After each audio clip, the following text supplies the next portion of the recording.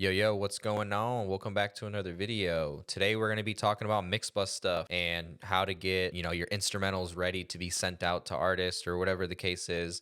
Make sure they're loud but not too loud.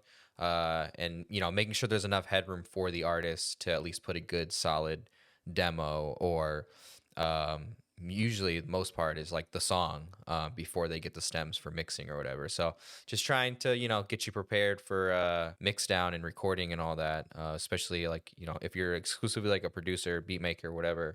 Hopefully this helps and yeah, bring some clarity to that part of the song creation process. All right, so let me play like the middle of the verse going into the chorus.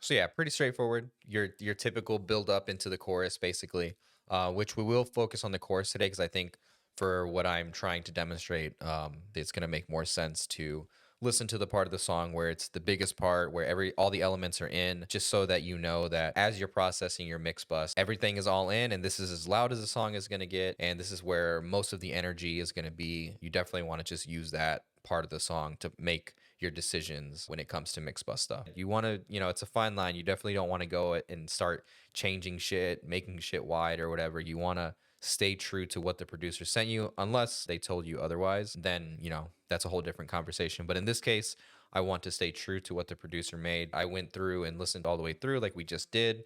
And now there's some things that I personally heard that I want to change. I thought the bass was good, super clean. Nothing too crazy. The notes aren't going crazy. They're in control. But for me, what it stood out to me was the kick.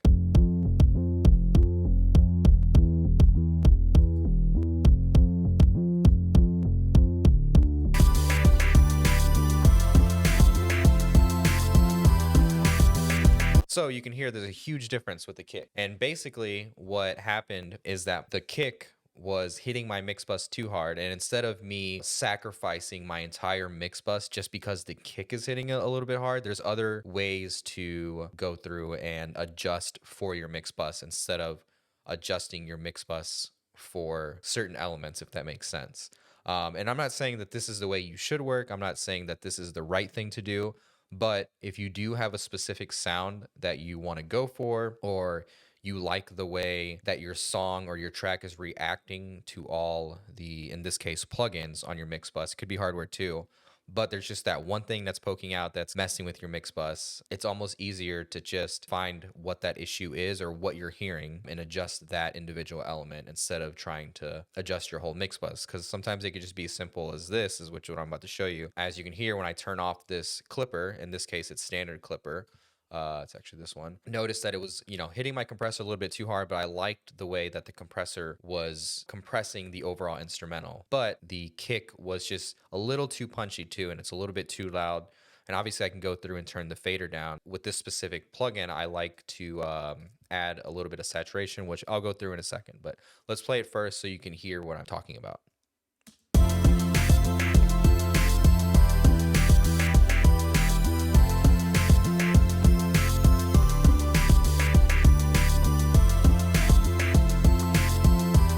So you can hear it almost sounds like it's a little out of control when you take it out. When I first originally dumped the stems in and I listened to it, because it already had been a few days, I was just like, didn't really notice it when I was making the beat and when I bounced the beat in FL Studio. But when I imported it into Pro Tools and I was like, getting ready to just kind of, see what I can do in Pro Tools or whatever. I just kind of bored and just messing around. I was like, oh, the kick is pumping a little bit, you know what I'm saying? And this was before my mix bus. It was like, standing out of the track a little bit. So I was just like, what can I do to control it? So I was like, all right, let me go ahead and do my typical mix bus stuff. And it sounded great. But like I said, I didn't really want to mess with the kick's volume because I liked the way that it was hitting. I just needed to control it. And like I said, when you take out the standard clip, it almost sounds like the kick is out of control and out of place. But when I added the standard clip, it controlled it and kept the punchiness and retained the volume. But I like the standard clipper. I like the way it sounds. I like the options they give you. So in this case, what I did is, we'll solo it.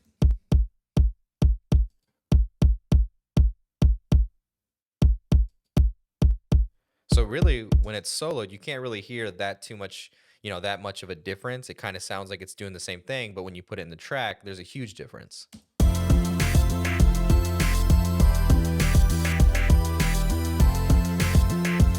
Like, it's still punchy, but it's almost too punchy. And then what I like about this clipper is that it has a little bit of saturation built in. There's a few others that do too. I have it at 50%, and I just wanted to still retain that punchiness, and I also wanted the kick to cut through the track a little bit.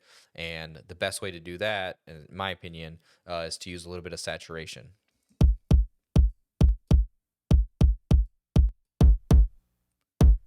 So that would be max.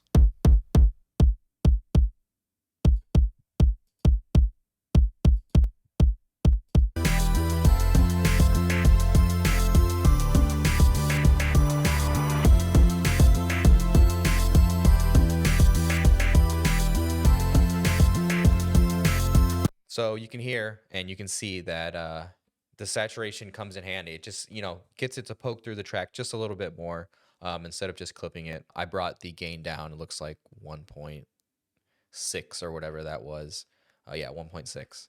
And yeah, that's pretty much it. And then I did the same thing to the snare, except I clipped it even more. I just didn't want it to punch through, and I didn't want my compressor to react to it too much. And then other than that, I mean, I have the synth.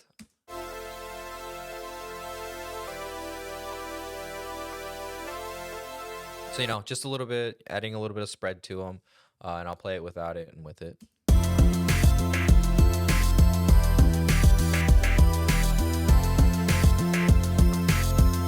So yeah, my whole thought process behind that is just, it's usually my go-to move, kind of spread out the synths, but it's just to make room for anything in the middle. In this case, I'm just kind of thinking about the vocals, and you can hear that it's doing a lot, but it's not doing a lot at the same time, because I also didn't want to change the sound.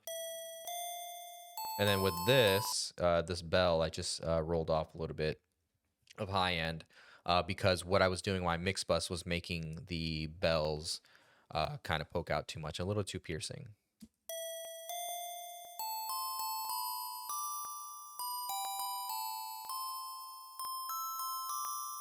So yeah, very grainy sounding, very piercing or whatever. And then for the strings, which I have this, kind of just playing off the synth. The only thing I did with this, all I did was turn up the THD.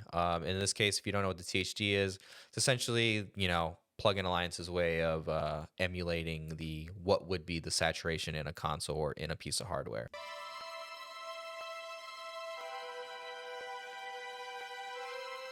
I just feel like I wanted a little bit more edge from the strings, and that's pretty much it. And now we're on the mix bus. Let me go ahead and bypass these, and I'll talk about each one as I go through. This is something that I've been using recently, maybe the last like 2 months. It's the Cream preamp by Acoustica Audio, and this is something that I kind of just threw on one day, and I was just like, let me see what it's all about. And I stuck with this C setting. I'm assuming that means console. I've never read the manual. I don't know. I'm assuming it's console. This is the one that stuck out to me the most. But I just wanted some sort of saturation or some sort of like, console sound on the front end of my entire mix. So this is the one I chose. And it's the Cream 2 preamp.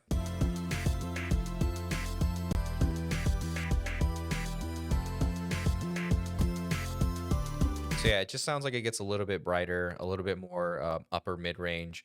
Without it, it sounds like the track is dark.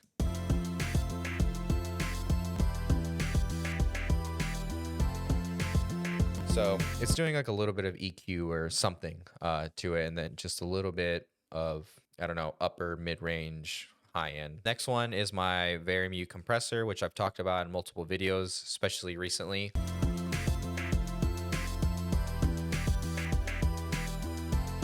It's something that I've said in videos in the past. I just like what it does to low end. I like what it does to drums, especially when it's on the mix bus. It just kind of tames everything and keeps everything in control. Then after that, I have this Moog compressor EQ thing. I use it on the mix bus. The only thing I'm using is the EQs, which is their classic Moog EQ. I'm using 3 dB at 40 hertz and 3 dB at the top, which is 40 kilohertz. And then I just use their K comp, which is a compressor that only focuses on the mid-range. I think it's 2 to 5K or 3 to 5K or something like that. And I just use a little bit of it.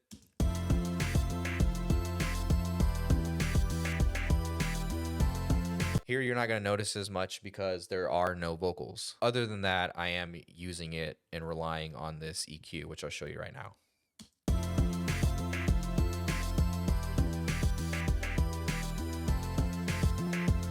So, you know, another one of those things where it just sounds like it brings a little life to it. Obviously, with me adding this top end EQ, that's gonna do a lot. So just kind of use it for that, and that's pretty much it. Oh, and sorry, and also the soft clip. I like the soft clip on it.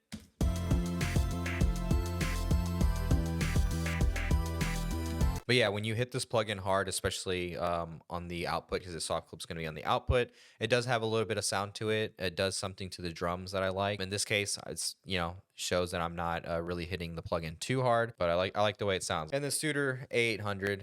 Talked about this in videos too. This thing does a lot of heavy lifting, especially the low end. That's really what I'm using it for, is the low end and top end. Yeah, Studer A800, just doing some low and top end stuff, and you know, essentially probably a little bit of saturation, but you can see that I've turned down my input and raised my output to match it, just so it doesn't saturate too much. And then after that, I have this V3. What is it called? The BX Digital V3. Kind of stole this from Andrew Sheps, and who else uses it? Josh Goodwin. I know they both use it, and I've kind of just took a little bit of inspiration from how they use it. I would say it's a little bit more on the Andrew Sheps side. I think it's like his same exact settings pretty much as far as EQ goes. And then something that I've been doing recently is messing with this bass shift. You know, another thing too is just adds a little bit more top end, and I think with, like I said, with me putting this Studer behind it, it allows me to add, you know, some top end EQ if I need it, with a much nicer EQ. I think this EQ sounds really clean, and I think that's what they're going for. So it just allows me to add some clean top EQ. Inflator, you know, classic, can't go wrong with it. Just getting a little bit more juice out of it. I like to use the band split, but you know, for the most part, most people use this for juice, and that's pretty much what I'm using it for.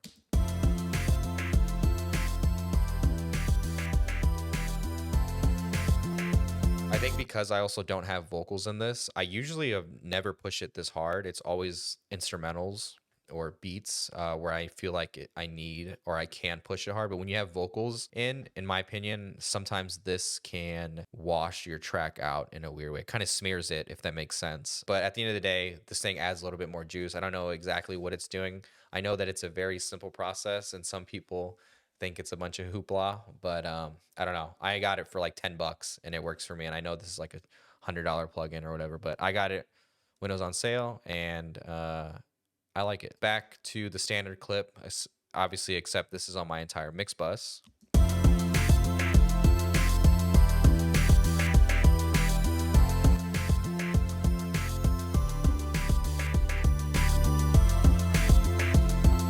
So you can hear with this, definitely just clipping off all the transients in the track, and not clipping them off and getting rid of them, but just kind of controlling them. And then you can obviously hear a little bit of gain, 4 dB. With my thought process, at some point I do turn on the clip, like when I'm like, I can't really say if it's like 75% of the mix. Sometimes it's like right at the start. I don't know. It just depends on how I'm feeling. But at a certain point, when I start turning stuff on my mix bus, essentially this kind of turns into my limiter for a little bit until I get to my actual limiter that I like to use. But for the most part, this is like on, and I like to mix into it. I just think it sounds a little bit cleaner, and I think that it allows me to not let my final limiter work so hard, if that makes sense. So I don't know. That's the way I like to work. It works for me, and it allows me to get my songs loud enough or my instrumentals loud enough without sacrificing any low end, sacrificing my drums, or just overall just you know, squeezing the hell out of my mix. Yeah, I don't know. Hopefully that makes sense. And then this looks like I add 5% of saturation. Everything else is pretty much standard. The only thing I like to do is I like to switch between the classic and the pro. They do sound different, and they are doing different things. But in this case, the soft clip pro option sounded better to me. So that's what I stuck with. And then final thing on my mix bus is the ozone. I'm still in the elements. I think this is like 9 or something. Eventually I will get the standard, but whatever, this works for me, and I've been using it since it came out, and I just kind of stuck with it. That's pretty much it. That's for my limiter. I do like the EQ on this plugin. You know, it's one of those things, if it ain't broke, whatever, don't why fix it, or whatever the hell the saying is. And then kind of similar to my Mog, it's, you know, adding more 40 hertz at a dB. I like to add 300 to my mixes if it works, obviously, if it makes sense to do it. I just feel like there's a lot of life. You know, that's kind of like that club frequency, but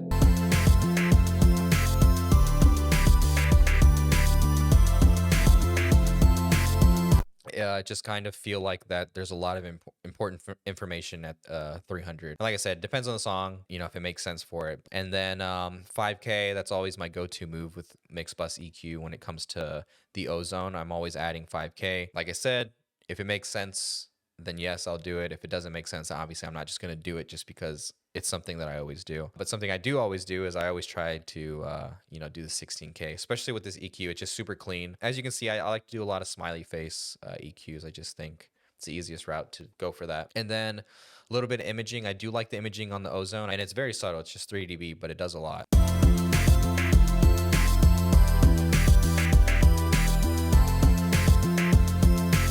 It's just most of the synths that I'm hearing. And then last but not least, the maximizer, or in this case, the limiter. Obviously, I'm going to keep true peak on, put it at -1 because this is an instrumental. If it's a mix, depends on how I'm feeling. Sometimes I'll just bounce it at -1 or -2. But for this, I just did 0.1. And then I use this, whatever they call it, the IRC.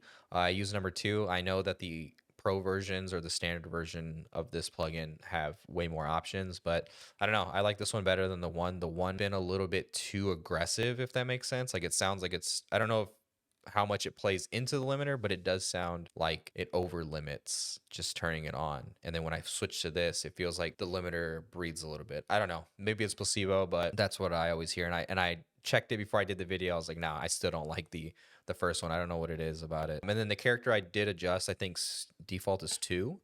Yeah, and I like 135. Usually that works. It's, you know, fast enough, but not too fast, letting your track breathe a little bit. This stays at 2 most of the time because I am gaining with the clip into my stereo, whatever. Oh, my laptop's gonna die. Because I am gaining into my limiter, I rarely have to make my limiter actually do any work. So hopefully this all makes sense. That's what I like to do. And then we can check with if I can get this out, can check with the insight. Let's see what my levels are. So I'll bring in one at a time and let's see what happens. So no mix bus stuff. Here we go.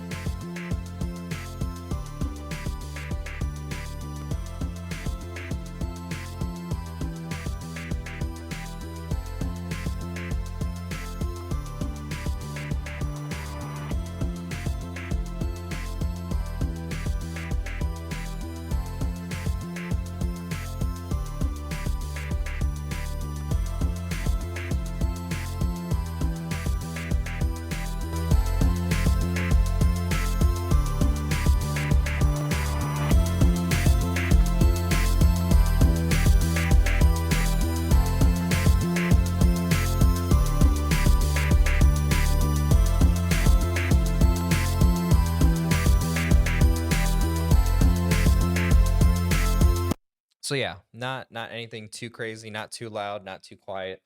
There is a specific spot on my monitor output or monitor controller that I know that it will usually roughly match what's already on, you know, streaming services and stuff. So that's another thing too, is just knowing your system. And also for the video purpose, I do have it down in my OBS a little bit. So, you know, it's not going to sound exactly like a mastered level probably when it gets to YouTube. I know that it's pretty much in the ballpark. Hopefully that makes sense. Hopefully this all makes sense. I don't know. I try my best to try to explain all this and what my thought process is. It's kind of hard to do that, you know, when you're not in the moment mixing it and mastering or whatever. But yeah, hopefully this makes sense. If you have any questions, let me know in the comments below. If there's any future type videos that you want to see, I'm more than happy to try to make those videos because, you know, it is hard to think about ideas that aren't already out there, or just try to understand, you know, what you guys want and stuff like that. If you enjoyed the video, like, share, subscribe. Use my plugin discount codes at the description, and yeah, I'll see you on the next one. Peace.